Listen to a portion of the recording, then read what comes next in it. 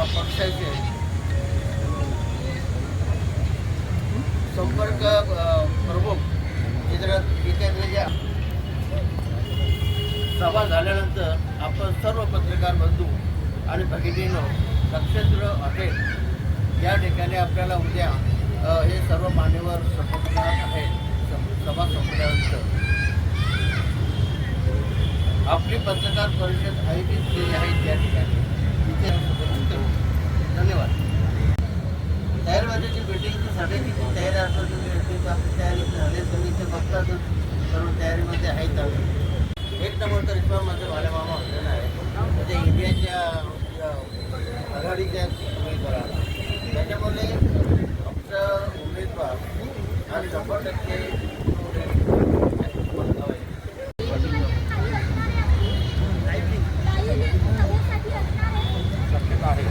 तुम्हाला त्यांना सुद्धा चांगल्या प्रकारची आम्ही व्यवस्था केलेली आहे हॉटेलमध्ये। त्याच्यामुळे काय अशी गडबड होणार नाही की या गर्दीमध्ये स्टेजवर आम्ही पत्रकार परिषद घेतली आणि तिथे गडबड होण्याची गरज असतो आपली शक्यता असतो कारण जास्त लोक जमा होत असतात। आता तिकडे आपण पत्रकार आणि नेते लोकच राहणार आहे। पवारांचा जो दौरा आहे तो कसा नियोजन केलेला आहे? उद्या आमच्या इथे आमच्या आघाडीचे उमेदवार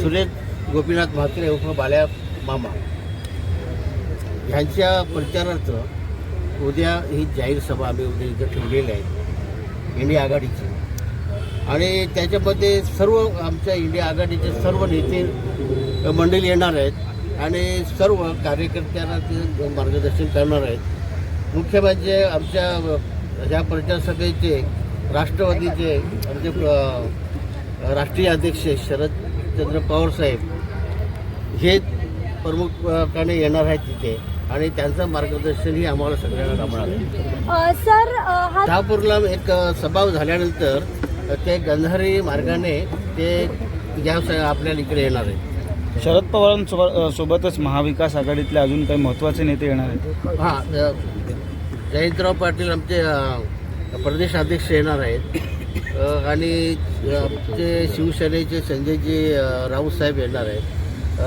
काँग्रेसचे नाना पटोले साहेब येणार आहेत। तसेच आमच्या जितेंद्र आव्हाड साहेब हे आमचे संपर्क प्रमुख आहेत पक्षाचे तेही सुद्धा येणार आहेत।